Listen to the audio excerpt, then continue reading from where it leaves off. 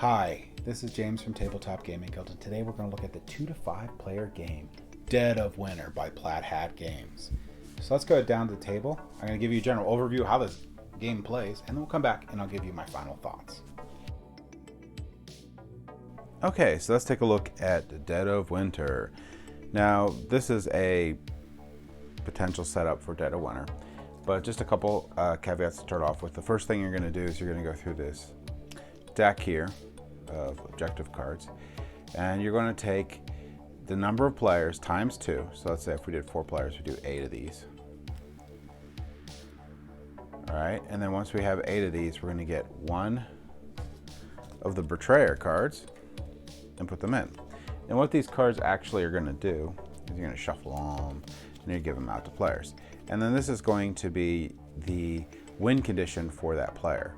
So for this one here, the main objective has to be complete, and you have to have at least 2 fuel cards, 1 food card, and 1 weapon card in your hand by the end of the game.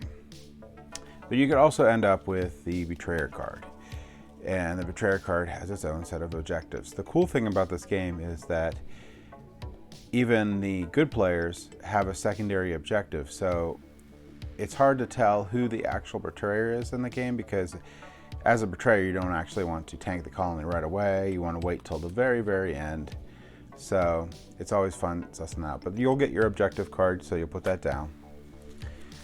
And there may or may not be a Betrayer in the game.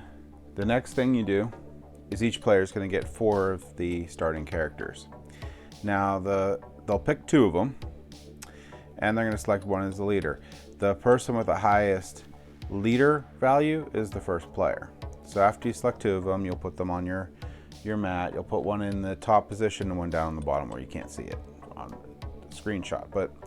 So that's you select your 2 characters. You'll get your standees and you'll put them out there, and you'll get dice. And the number of dice you get is the number of characters you have plus 1. So that is going to be your player setup. So they get their dice.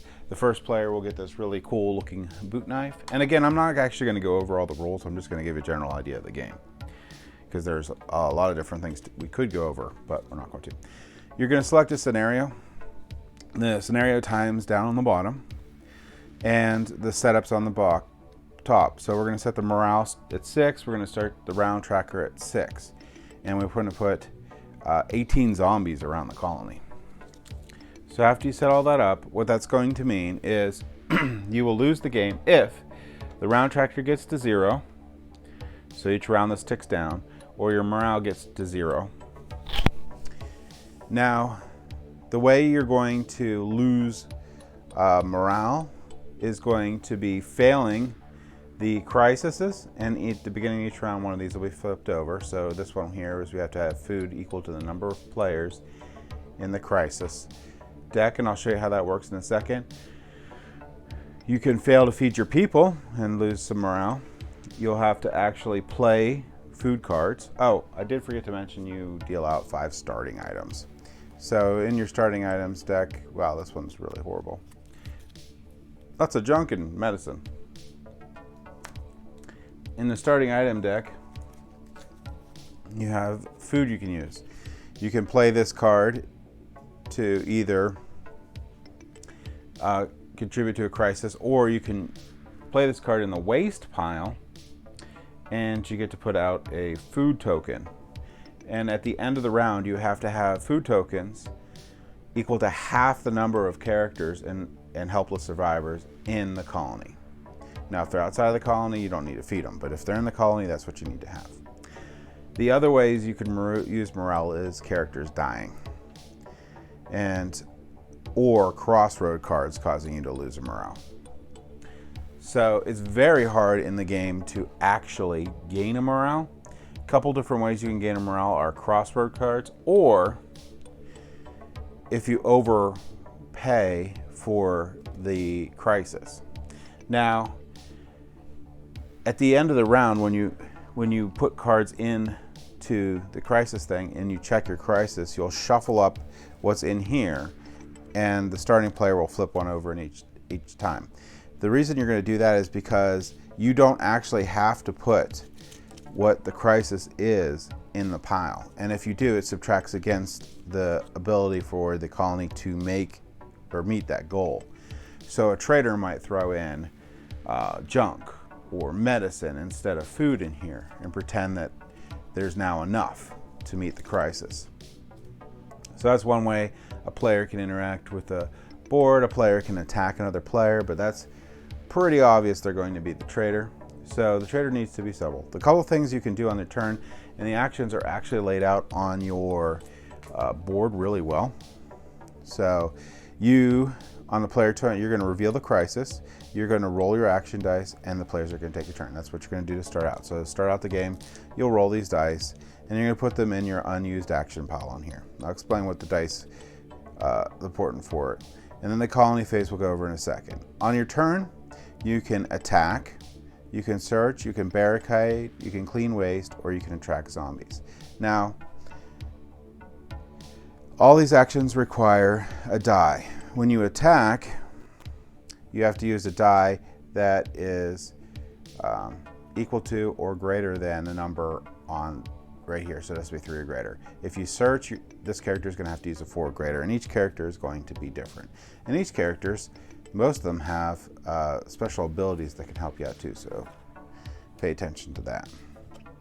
So when you attack, you're going to kill a zombie, and when you kill a zombie, you have to roll the exposure die. Now the exposure die is fine if you run it on blank. If you run on this, you're going to gain a wound. 3 wounds, you die. This, you'll gain frostbite, which every round will gain you a wound, in which you have 3 frostbites or wounds, you die. This tooth is insta-death. So if you roll this, you will die. Anytime a character dies, the morale is going to go down. But if you get bitten, so you get infected with this little tooth here, you have to make a decision. It's really bad if you're in the colony.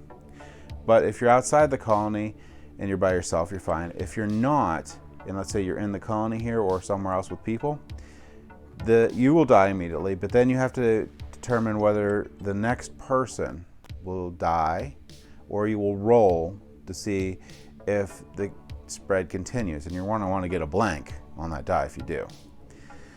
If you decide just to kill that guy, you won't have to worry about the disease spreading, but you will lose another morale. If you don't kill them and you unluckily roll, they will die, and then you'll have to make a decision for the next person. So getting someone bitten is very bad. Now, for the search action, what you're going to do is you're going to look at the top of this deck here and see if you want it. If you don't like it, you can spend noise, which will be little tokens that you're going to put across here. And for every noise at the end of the round, you're going to have to see if you're going to add a zombie. But you would then be able to draw a second card, and then you can pick between them. Now, some of the cards like this one allow you to add outsiders, and they'll add helpless survivors and let you get a new character. New characters are nice because they'll give you more dice on your turn and more actions, but they're more people to feed and more potential of losing morale from them dying. Now, the other thing you can do is barricade. Barricade, you can just spend any die, and what you're going to do with a barricade is you're just going to place out the barricade on, well, this area is full, but you place a barricade out in a location. When zombies actually get up to the point where the barricade is, the zombie dies on the barricade and it gets discarded. So it's a nice way of helping preventing not becoming overrun, which I'll explain in a second. So the other thing you could do is you could spend any die to clean waste, and what that is this waste pile right here, which will actually be face down, doesn't really matter. You'll take 3 cards out of that. And I'll explain waste and why it's important in the second. It's important in the colony phase checks to prevent from losing morale. The other thing you do is attract 2 zombies. Like if I was over here and I wanted to get some pressure away from the colony, I could spend any die to move 2 zombies over to me. Now, there's a bunch of actions that you could do that are all free. Like you can play cards, you can add cards to a crisis, which we're displaying over here. You can spend food tokens, so you can spend food tokens to help you out with your dice rolls and stuff. You could request cards, you can hand off cards, and you can vote to exile. Now, when you vote to exile, all the players will vote, and if the person was the traitor, you're okay. If they're not, you're going to lose a morale. But the player will lose their objective and gain an exile objective instead. And these are hard. They actually get removed from the colony. They don't affect the colony anymore. And they're out in these locations trying to fulfill their exiled objective. Now, a couple things I didn't go over that were important is going to be the colony phase. We'll go over that in a second. Is movement, which doesn't require die. Every time you move to a location, you have to roll the exposure die. If you're in an area that becomes overrun, so if I have to place zombies in the colony, there's no spaces. Instead of placing the zombie, a survivor will die, and then you have to check see if the disease is spreading. Same places out with these remote locations. And again, people at the remote locations are able to search for things to meet these objectives, which is really nice because these are you're going to beat the objective first turn if you wanted to, no problem, because of your starter cards. But it quickly becomes harder and harder to meet these objectives. So the game is all about trying to meet the victory condition before, and each scenario has a different victory condition before you start running into not being able to make complete crises. Your morale starts slipping down too low. And the final most exciting portion of the game, or one of the most exciting portions of the game, is these Crossroad cards. On a player's turn, the person to the right will pick up these cards, or pick up a card. They're going to look at the italicized text, and if that applies, they're going to stop the game, or when it does apply, they're going to stop the game and then read off the card. And some of these are group decisions or individual decisions, but they add flavor to the game and give an opportunity to gain things or lose things. So one of the few ways that you can gain morale other than helping out more with the crisis is going to be the Crossroad cards. They can lose your morale based on your decisions. Some of them give very difficult decisions. Now, I will say that in the game of Dead of Winter, there are, I don't know where they're at in here. I think I put them out separately, but anyway, there are explicit cards. So if you're playing with younger audiences, you want to make sure you remove those before you start playing. Now, a couple other things of note is I just wanted to point out real quick that these are from Folded Space, so they don't come with the game. They're just nice little storage little containers that come with the insert. So that is going to be, in a nutshell, the bulk of the game, or bulk of the round. Now you go into the end of the round. At the end of the round, is where you can actually figure out if you won the game or lose at that point.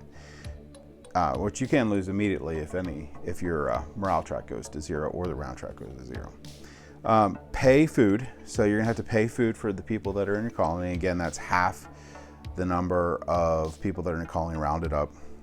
You're gonna check for waste. If you have 10 or more waste, you're gonna lose a morale. You're gonna resolve a crisis. Like I said, you're gonna take that crisis deck that people had, shuffle it up, flip them out, and see if you meet the number that's on there. You're gonna add zombies. Now, when you add zombies, in a remote location, you're going to add a zombie for every person that's out there. In the colony, you're going to add a zombie for every half the number of people rounded up, including helpless survivors at the colony. So after that's all done, and you make sure no one dies from adding zombies, and your morale's not 0 from any of these other things, you're going to check the main objective to see if you actually have won the game. Then you're going to move the round marker, and you're going to pass the first player token to the next person. And you're going to continue this round and around until either you lose the game or you win it. So, in a nutshell, that is Dead of Winter.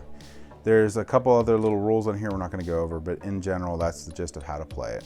Let's go ahead back up to the table here, and I'll give you my final thoughts on Dead of Winter. So if you haven't been able to tell yet, I love Dead of Winter. Dead of Winter is my favorite cooperative game, period. Now, I know that it falls in the genre of semi-cooperative, and most semi-cooperative games are not good. Or They're at least not in what you expect them to be in the cooperative nature, because you always have a betrayer and sort of ruins the game. But this game does it really well, where every player has a secret objective to be able to win. So everyone sort of acts like a betrayer, and you have to be crafty as a betrayer. You can't just try to tank the colony in the first turn, because you can get exiled. So there's a lot to think about in this game, and there's a lot of cunning strategy and table talk. And this is one of the few games that I have the most stories from. It's just thematic through and through, and people really seem to get into the theme of the game. It's really interesting when you see people play this game, and if they're actually one of the good guys and they aren't going to quite meet their goal if they do something, but at the end of the game the colony will win. It's weird to see them actually do that, to have the other players win and they lose. But of course, as the trader, I don't see that happen. But it's really neat that that happens, because in essence, if you boil down the game, they're just losing the game. They're not actually winning the game at all. So it's a unique sort of like psychological thing that occurs, that if you're not the trader, people generally seem to want to have the colony win and protect the colony, even though it's just abstract. It's not really there. So I do love that. And the different characters you can play are all unique, and you sort of like make your little story for them. And even though the Crossroad cards may or may not occur all the time in the game, it's very infrequent for it. When they do, sometimes you get really funny situations, like when the dog has a shotgun. I don't know how the dog gets a shotgun, and then they have to make a moral decision of whether they need to shoot their parent or not because he's a zombie. So it's just fun stuff like that. I like all the little things and all the detail they put in this game. It's just amazing. So if you're looking for a fun cooperative game to play at your game night that is relatively easy to chase, this is not like it's borderline entry-level game. You need to, I think you're going to get more out of it if you are used to some of the modern board games, but you could teach it to, and I have teach it to people that haven't played board games before, and they enjoyed it a lot. And there's a ton of scenarios that comes in this game, so the playtime varies a lot, but it's nice because they have like short, long, and medium times on them, so you can tailor your game night to the scenario you want to run. So if you want to have a shorter game, you're going to run that. If you want to have a big long game night, you can run one of the longer scenarios. There's a ton of support for this game. There's a nice expansion that is basically this base game plus more stuff, which is the longest the longest night. And then there's Colony Wars, which lets you put the two together, which is insane, and I really want to do that someday. But this is definitely a top 10 game for me. It's, if you watch our podcast, you can know what order it's in. But I highly recommend, if you're looking for a cooperative game that is a lot of fun, you pick up Dead of Winter, or at least give it a play. So thank you for watching.